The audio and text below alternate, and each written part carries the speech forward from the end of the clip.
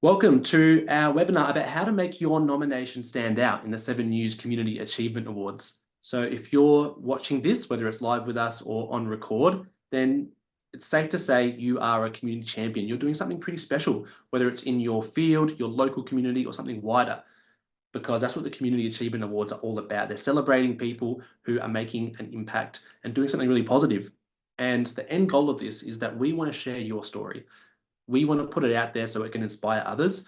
And so hopefully you can get some great exposure and some awesome opportunities from it as well. So to get that happening first, obviously we've got to submit our nominations in the Community Achievement Awards, which are closing next week. And we want your nomination to stand out to the judges because the judges are reviewing lots of applications, and given that they're all in the same format, there's 6 odd questions and they're reading through. There are a couple of ways that we can make that stand out. So today we're going to cover a few topics. I'm not going to go into too much depth, but we're going to just give you some of our top, tips that will help your nomination to stand out. So firstly, why it's worth taking the time to submit, because we're all busy in this day and age. We've got more emails than ever before, more calls and texts. We've got more responsibilities in our daily life outside of our work or our 9-to-5 commitment. So we'll cover that very briefly. We'll go over some practical tips from our awards team. So because we're in these nomination forms each and every day, so we'll give you some of those great tips. We'll let you know what a judge is looking for. And at the end, we'll take some questions if you have them. So let's launch straight in to that first one, why it's worth taking the time to submit. Again, at the top here, I said that if you're joining us, you are a community champion. You're someone who's doing something really positive. And so when you're in the thick of it, when you're in the day-to-day, it can seem like you don't have enough time to do these kind of things like an awards nomination that, when we're being honest, they're over and above what you need to do for your job or for your role in the community. But at the end of the day, when you reflect back on what you're able to achieve, sometimes it's those small things that only take half an hour or an hour that we wish we had done.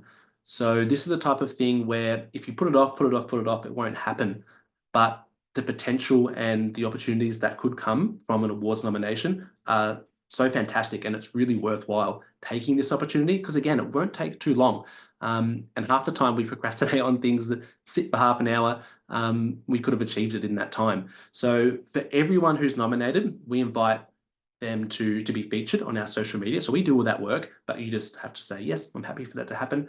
And we love doing that. It's a great way to celebrate what you're doing and to let people know that you've been nominated, because you'll be surprised, I think, that there'll be a lot of people who would love to congratulate you and will really support you, be happy to do that. Also, we send a media release to your local paper. And lastly, everybody gets a certificate of achievement. And not quite lastly, because there is one extra thing, all nominees will get access to a group mentoring session from our prize partner, the Career College. And that can be really beneficial too. So all of those things are simply by hitting that submit button, which is free, and you can get those great benefits. Some other reasons are just the chance to reflect on what you've been doing in this process of writing out the nominations. You'll actually sit back and think, yeah, I actually have done a fair bit in this last 12 months. And I'm really proud of that. I'm proud of these achievements. And it can be a really nice thing to do for yourself or for your team.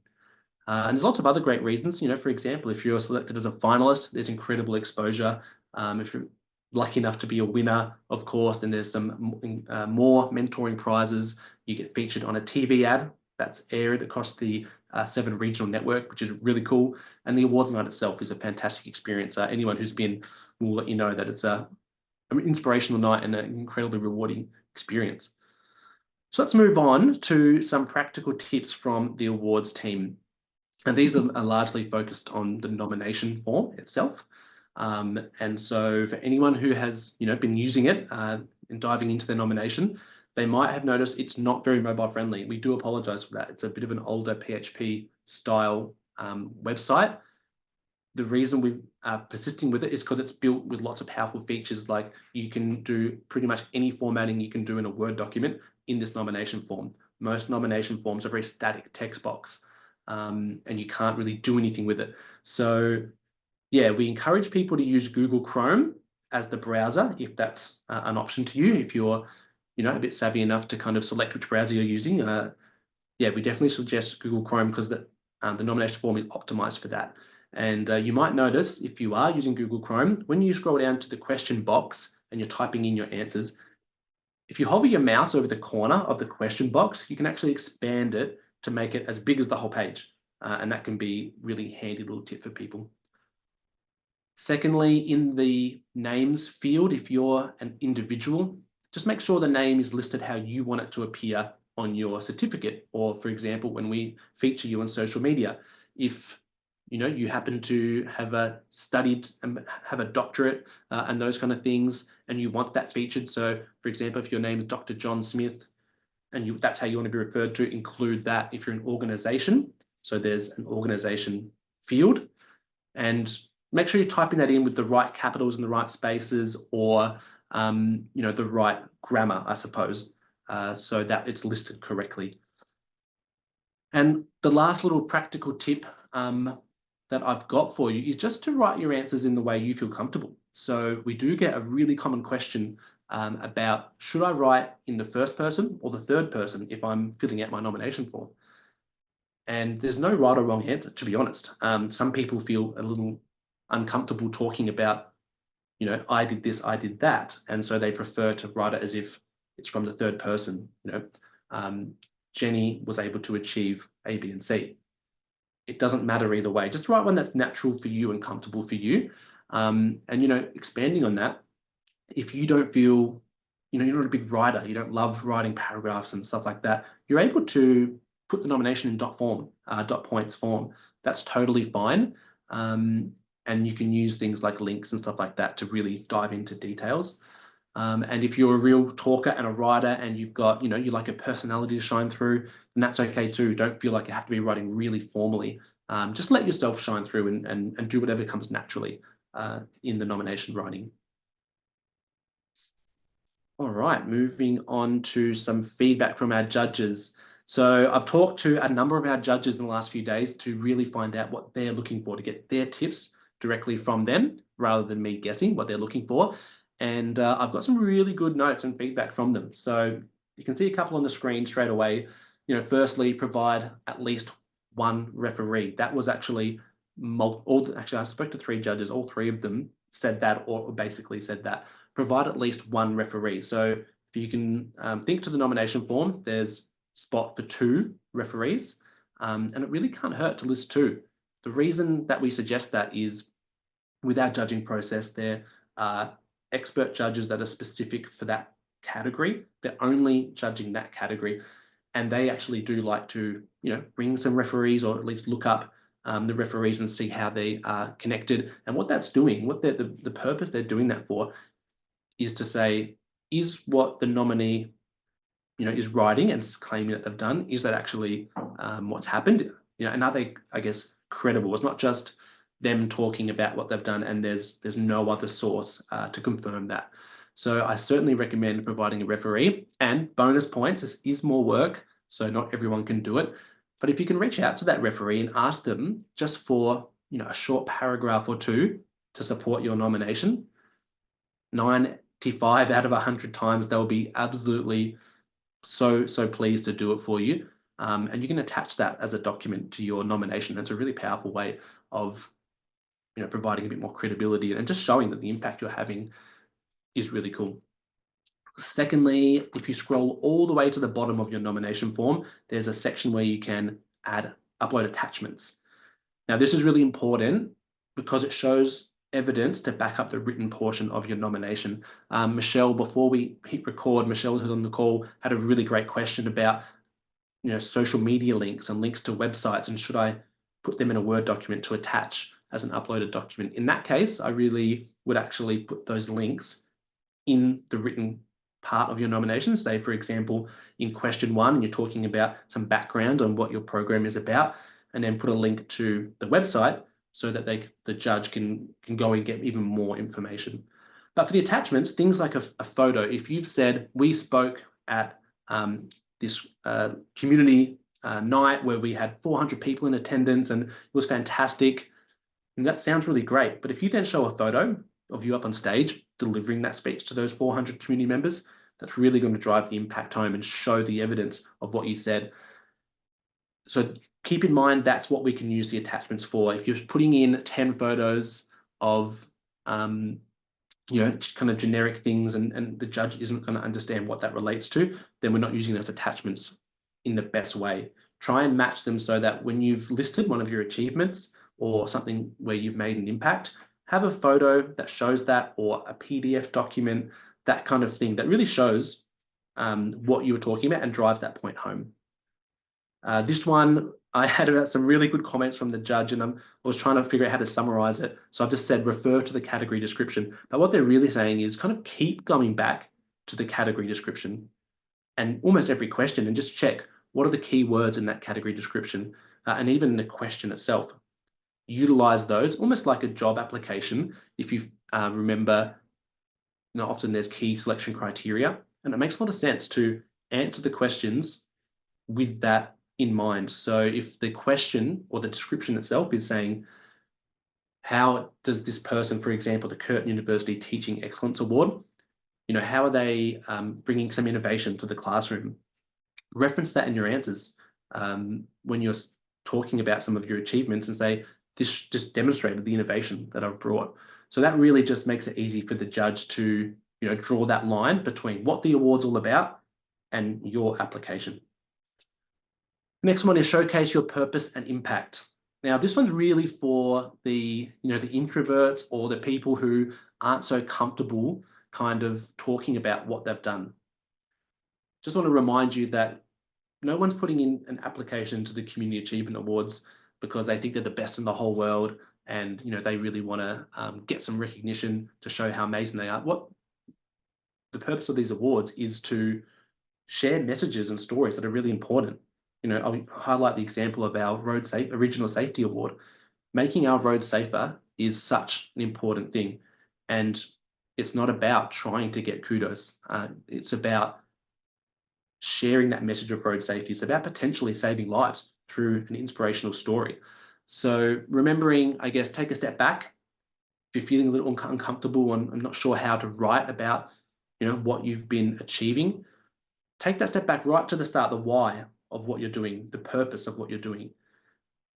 And then that can help you sometimes to think about the context of what you need to write in your nomination. And second to that, the impact that you're having.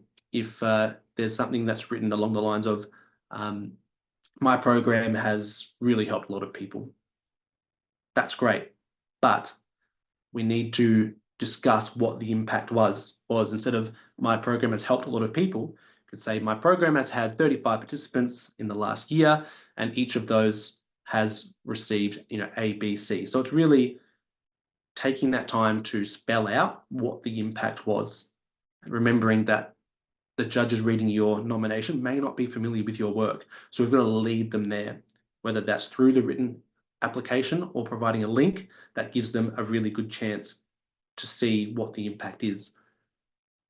And I guess I've been talking a lot about, generalized things, and that's just because we do have lots of different categories, but remembering that what you do is most likely quite unique, and we're all unique in our own ways. So again, drawing back to my previous comment about just kind of write how you're comfortable and show your personality, because that's going to be always the best bet.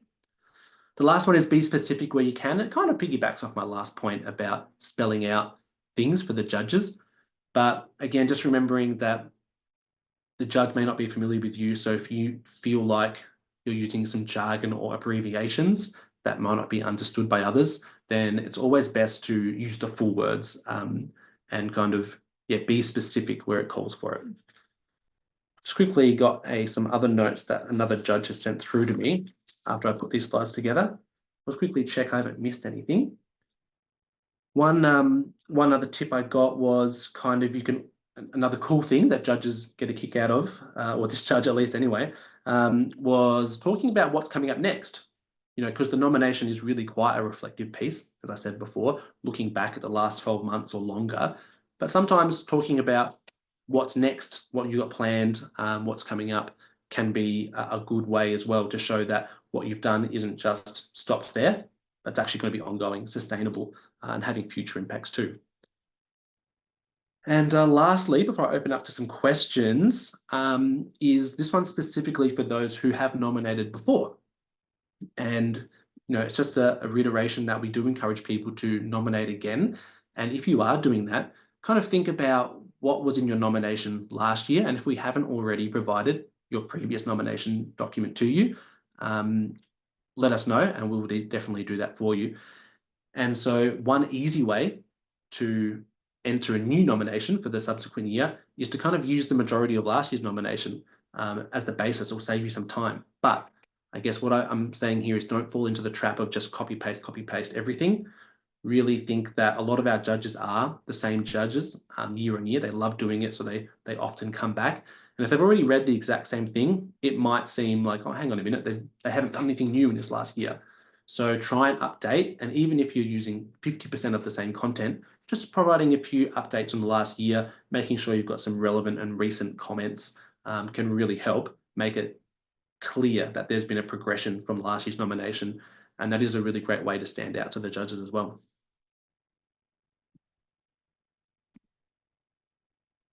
All right, so if anyone would like to jump in with a question, just please pop yourself off mute.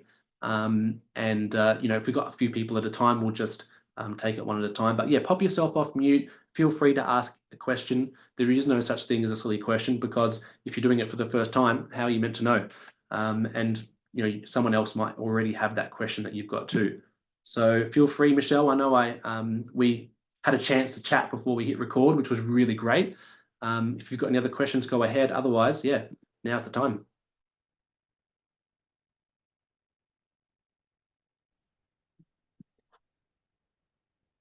No questions from me. Just a great reminder to get onto it. So, and all the specifics that come with it. So, as you were talking, I was actually doing what I needed to do. So, thank you for that. Oh, mate, that is extremely good multitasking. Well done, Rob. I wouldn't be good enough to be able to do things at once like that. I can't even. No chance. Josh, can I ask you about the attachments? So, yeah. With the if we're attaching things that are related to the actual nomination, so the information you're giving, so I was originally thinking that the attachments would be around photos of the program and that sort of thing. So when should it be a mix of it? Are the photos that everything that are in those 10 attachments, is that all it is? Or is there a request for photos at a later stage? That's a really good question. So once you've submitted your nomination, at that time is when we ask if we can feature you on social media. And as part of that process, we invite you to submit some photos, and that's for publicity purposes. So these photos, if you think about the purpose of when you hit that submit button, is to give the judges the best, overview of your program. And so, yeah, tailor the attachments accordingly. If those photos are, the best overview, then of course, attach those. It's going to show them a nice visual representation of your program that matches the written component. However, if they're just like really nice, beautiful photos that you've got that are more suited for a social media purpose, then yeah, there will be an opportunity later to provide those, if that makes sense. Okay, thanks. So we've just had another question come through. Someone saying their mic isn't working. They're saying, can you suggest the type of attachments I should be including for the Local Legend Award?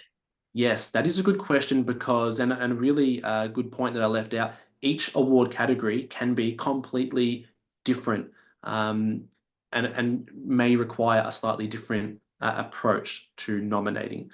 So if anyone missed it earlier, each award category is judged independently. So if you are across 2 award categories, which is within the terms and conditions, then they are going to be judged independently. So that's, I guess, the first piece.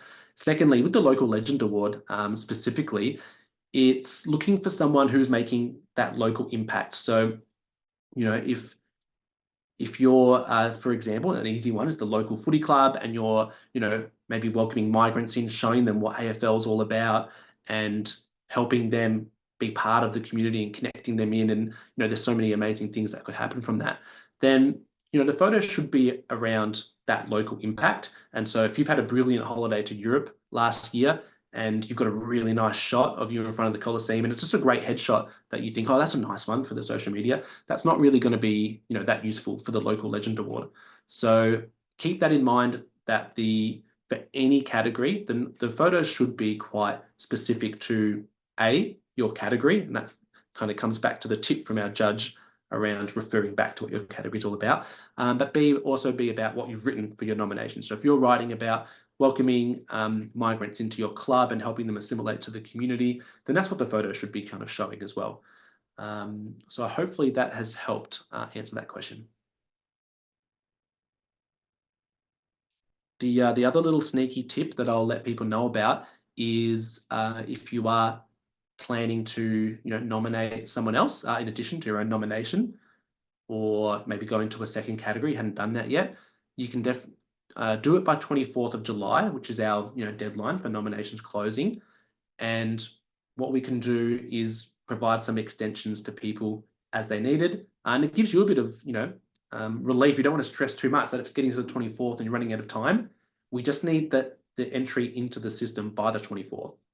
So once you're in there, we can give you a bit more time if you need it. So that can often put people at ease a little bit. But yeah, we're not going to accept new ones after that date.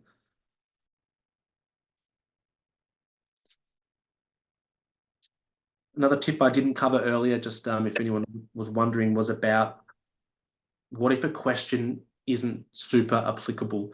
So sometimes, you know, of the 6 questions, 5 might be really applicable to what you do, but 1, it just doesn't really, you know, seem to, or you don't know how to answer it. I'd still suggest writing something. Don't leave it blank. You could write it simple as, this question isn't specific to our nomination, and just some kind of explanation, so the judge is thinking there, oh, okay, they haven't just skipped it, they're not answering it for that reason. Or if it's kind of only partially relevant, just answer, you know, what is relevant to you, and again, just kind of state that for this particular nomination, this question isn't as relevant, and that will definitely be a better approach than just leaving it blank. Can I ask, with the actual awards night, I think somebody sent an email saying it was going to be at the Hyatt, but they're closing. Do you have an idea? Is it always in Perth? Yeah, great question, Michelle. So that's something that we're facing at the moment, that the Hyatt Perth Regency is closing, and unfortunately the new owners are not going to be utilising it as a hotel. So it won't be at that venue later in the year. So luckily we have got some great relationships with other venues in Perth, and that is probably the most likely, Michelle, that it remains in Perth. The other reason being is that over the years, the feedback has been that for people, you know, traveling to other regional centres, sometimes they have to travel through to Perth anyway. So that can increase costs. And we understand that travel costs are always going to be, you know, prohibitive to some people for sure. But it can actually quite increase the cost to come from one regional centre into Perth, then head out to another region. So that's the reason that we try to hold it in Perth. And yeah, looking like we'll have an announcement in the next 2 weeks about when it will be, because we may have to change the date, and where it will be. So yeah, good question, Michelle. And we're all in a bit of a holding pattern while we figure that out. Okay, thanks. But yeah, I've been doing the Community Achievement Awards for coming up to 11 years now, and this is the first time that's ever happened. So, you know, it's always something challenging to deal with, but that's all part of the fun. Well, if there's no other questions, I think we'll wrap it up there, let everyone get back on with their day, and maybe some lunch if you haven't had lunch yet, like me. Might be getting a bit hungry. So thanks all for your time. As Rob said, the most important thing is just getting it done. It's a great reminder to get in there, submit the nomination, and if there's any other questions, you know, you've got our email addresses that Ash has been sending out. All of our information is at awardsaustralia.com. There's a lovely contact us page there. You can find our phone numbers and our emails, and our team's here to help. So if you've got, you know, questions that you didn't want to answer, ask on this call, or anything else pops to mind, then yeah, get in touch with us.